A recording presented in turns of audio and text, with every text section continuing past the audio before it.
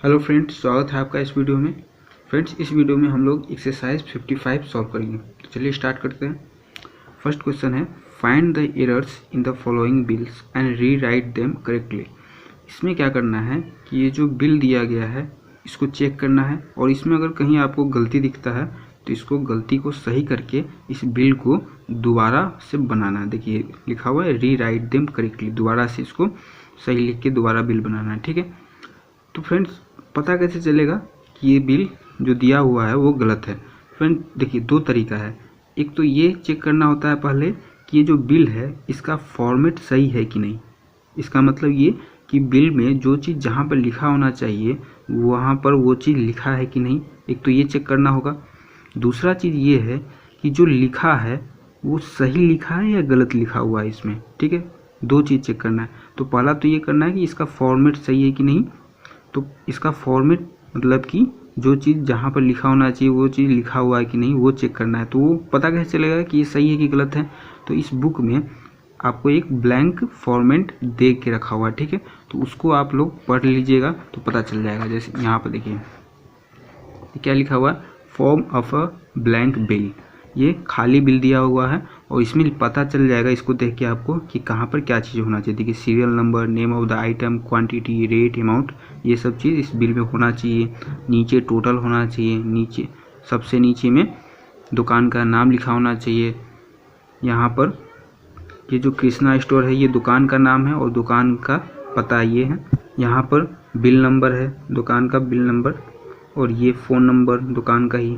Date, जिस दिन सामान खरीदा गया उस दिन का डेट। नेम एंड एड्रेस, जो सामान खरीद रहा है उसका नाम और उसके घर का पता। ठीक है, तो यहाँ पर ये हो जाएगा और ये फॉर्मेट है। इसको देख के आप चेक कर सकते हैं और अच्छा होगा कि आप याद कर लीजिए इसको तो और अच्छा रहेगा। तो इसको देख के आप आसानी से पता लगा पाएंगे ये फॉर्मेट सही है या गलत। ठीक है, दूसरा चीज़ ये कि इसमें जो लिखा हुआ है ये सही लिखा हुआ है कि नहीं। तो देखिए ये तो पता नहीं कर सकते ना, क्वांटिटी है 6 ये item, exercise, books, pens, toffees, तो ये सब पता नहीं कर सकते क्योंकि यहाँ पर कुछ डाटा दिया नहीं है उससे मिला सके कि ये सही है कि गलत है। ठीक है, तो ये तो पता नहीं कर सकते, लेकिन यहाँ पर हम लोग क्या चेक कर सकते हैं कि ये जो क्वांटिटी 6 है और रेट है ये दिया हुआ है, तो रेट के हिसाब से जो क्वांटिटी ख़रीदा गया है तो इसका जो अमाउंट यहाँ पे लिखा हुआ है वो सही है कि नहीं। ठीक है, इसको आप लोग चेक कर सकते हैं इन दोनों को मल्टीप्लाई करके।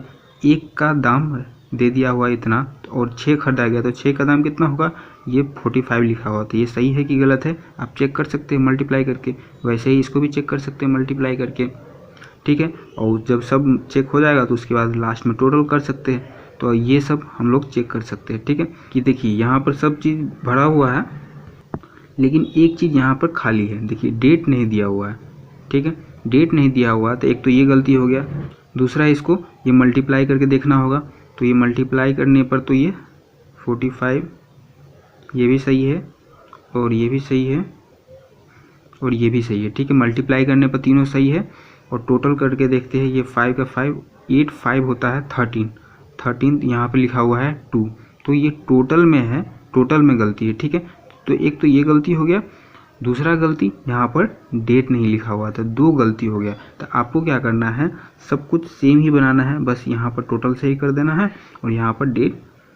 ऐसे डेट तो क्वेश्चन में दिया नहीं है क्या लिखना है, तो आप अपने मन से कुछ भी कोई भी डेट लिख सकते हैं। ठीक है, देखिए यहाँ पर आंसर भी दिया हुआ है, तो क्या क्या गलती लिखा हुआ है यहाँ पर। That is not mentioned in the bill, जो डेट है वो बिल में मेंशन नहीं किया गया है। ठीक है, दूसरा गलती ये है टोटलिंग इज रॉन्ग, टोटल यहाँ पर जो टोटल है वो गलत है, तो यहाँ पर टोटल भी सही कर दिया है और यहाँ पर डेट भी लिख दिया हुआ है। ठीक है, दोनों करेक्शन कर दिया गया है, तो इसको आपको ऐसे ही बना लेना है। ठीक है, तो ये क्वेश्चन सॉल्व हो गया। देखिए दूसरा क्वेश्चन में भी यही करना है, जो रॉन्ग है इसमें पता लगाना है, एरर पता लगाना है और उसके बाद आपको सही करना है। ठीक है, तो पहले तो देख लेंगे कि इसका फॉर्मेट सही है कि नहीं, मतलब कि जो चीज़ जहाँ पर लिखा होना चाहिए वो लिखा हुआ है कि नहीं लिखा हुआ। ठीक है, तो चेक करेंगे। तो यहाँ पर देखिए ये नंबर मतलब बिल नंबर, यहाँ पर क्या लिखा होता है, बिल नंबर, बिल नंबर नहीं दिया हो गया है, तो एक तो ये एरर हो गया। दूसरा यहाँ पर देखिए एड्रेस नहीं लिखा हुआ है, नेम तो लिखा है लेकिन इसका एड्रेस नहीं लिखा हुआ, तो दूसरा एरर ये हो गया। फिर तीसरा एरर क्या हो सकता है, बाकी सब चीज़ तो यहाँ पे लिखा हुआ है, ठीक है, बाकी सब चीज़ लिखा हुआ है, यही 2 चीज़ नहीं लिखा हुआ। तो एक तो 2 ये एरर हो गया। अब नेक्स्ट ये खोजना होता है कि जो लिखा हुआ है वो सही लिखा हुआ है कि नहीं, ठीक है। तो देखिए ये मस्टर्ड वाली, ये पल्सेस, ये सब तो चेक नहीं कर सकते क्योंकि यहाँ पर कोई डाटा अवेलेबल नहीं है, तो वो चेक नहीं करना। चेक हम लोग क्या कर सकते हैं, ये जो क्वांटिटी और रेट दिया हो गया है तो उसके हिसाब से अमाउंट यहाँ लिखा हुआ है, तो ये अमाउंट जो है वो सही लिखा है कि नहीं। तो 1 kg का इतना दाम है तो 3 kg का कितना होगा, ये 108 होगा कि नहीं होगा, तो मल्टीप्लाई कर लेंगे तो ये सही है, ठीक है। मल्टीप्लाई करने पर 100 आता है। फिर नेक्स्ट ये है, इन दोनों को मल्टीप्लाई करेंगे तो ये गलत है, पल्सेज का जो दाम है अमाउंट यहाँ पर ये गलत है, ठीक है। यहाँ पर होना क्या चाहिए था, 30 होना चाहिए था, 30 होना चाहिए था, यहाँ पर है 24, तो इसका दाम गलत है। फिर इसको मल्टीप्लाई करके देखते हैं, ठीक, ये भी सही है, ठीक है, 57 सही है। फिर ये तो सही है, और उसके बाद टोटल देख लेते हैं, टोटल करके 8 4 12 19 19 6 5, ये टोटल भी गलत है, ठीक है। तो क्या क्या गलत हो गया, एक तो पल्स का जो रेट है वो गलत है, फिर यहाँ पर ये टोटलिंग में गलती है, एक ये बिल नंबर नहीं दिया हुआ है, एक यहाँ पर एड्रेस नहीं दिया हुआ है, ठीक है। तो इतना चीज़ आपको करेक्शन करना है और उसके बाद नया बिल तैयार करना है, ठीक है। यहाँ पर आंसर दिया हो गया है, पहले तो आप लोग खुद बनाइएगा, अगर फिर कोई डिफ़िकल्टी आती है बनाने में तो आप फिर आंसर देख सकते हैं, ठीक है।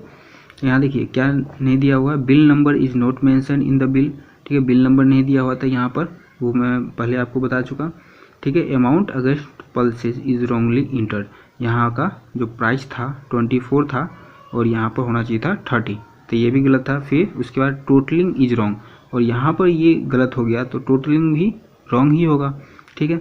उसके बाद address of the customer is not mention, और यहाँ पर कस्टमर का जो एड्रेस है वो भी नहीं दिया गया था, ठीक है। तो इस सब को सही करके यहाँ पर ये नया सा बिल तैयार हो गया, ठीक है। तो इसका एड्रेस ज़रूरी नहीं कि आंसर में जो दिया है वही लिखना है आपको, एड्रेस कुछ भी लिख सकते हैं, डेट भी कुछ भी लिख सकते हैं, बस टोटल तो सेम ही होगा, ठीक है। तो ये बिल ऐसे आपको बना लेना है, हो गया सॉल्व ये। देखिए दूसरा नंबर क्वेश्चन ये आ रहा है, दूसरा नंबर क्वेश्चन ये रहा, ठीक है।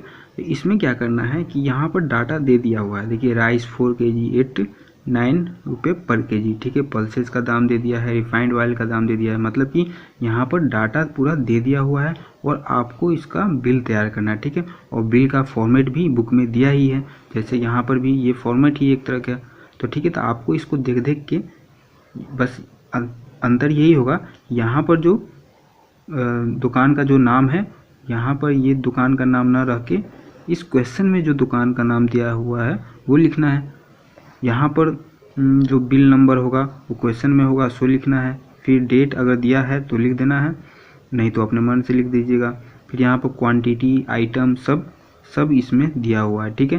तो इसके हिसाब से एक बिल तैयार करना है, ठीक है। तो ये बिल तैयार किया हुआ है, ठीक है। तो आपको ऐसे ही बिल तैयार करना है, ठीक है। ये 2 का ए है, मतलब दूसरे नंबर क्वेश्चन में 2 बिल तैयार करना है, एक तो ये 2 का ए है और बी नंबर बिल ये रहा, ठीक है। तो आपको ऐसा ही बिल तैयार कर लेना है, ठीक है। देखिए 3 नंबर क्वेश्चन में भी ऐसे ही, यहाँ पर भी डाटा दे दिया हुआ है और इसका भी बिल तैयार करना है, ठीक है। देखिए इसका बिल तैयार कर लीजिएगा और इसमें बिल तैयार तो करना ही है। देखिए क्या लिखा हुआ है, prepare a bill for the purchase, bill तैयार कर लेना है, ये जो भी सामान खरीदा गया है। और फिर आगे बोल रहा है mister Patekar gave a 500 rupee note to the shopkeeper, और जो मिस्टर पाटेकर जो है वो 500 रुपये का नोट देता है दुकानदार को, तो how much money will he get back, तो मिस्टर पाटेकर को वापस कितना रुपया मिलेगा ये भी पूछ रहा है, ठीक है। तो पहले तो इसका जब बिल तैयार कीजिएगा तो टोटल अमाउंट निकलेगा, ठीक है, मतलब कि टोटल कितना रुपया का सामान हुआ है, ठीक है। तो टोटल जितना का सामान हुआ है उसको 500 में से माइनस कर दीजिएगा, क्योंकि दुकान पर भी आप भी जाते हैं तो जितने का सामान होता है उतना माइनस करके, और आप जो रुपया दिए रहते हैं उसमें से उतना रुपया माइनस करके आपको वापस कर देता है। तो यहाँ पर 500 रुपये का नोट दिया है, 500 में से वो जितना का सामान हुआ उसको माइनस कर दीजिएगा, तो जितना बचेगा उतना ही रुपया मिस्टर पाटेकर को दुकानदार वापस करेगा, ठीक है। तो आंसर हो जाएगा। तो ऐसे ही बना लीजिएगा, ठीक है। यहाँ पर लिखा हुआ है mister Patekar will get back 264 rupees, ठीक है। देखिए टोटल इतना का बिल बना था, 236 रुपये का सामान वो खरीदा और 500 रुपये का नोट दिया है, तो 500 में से 236 को माइनस कर दिए 264 रुपया उसको वापस होगा। ठीक है, ये चैप्टर होता है कंप्लीट।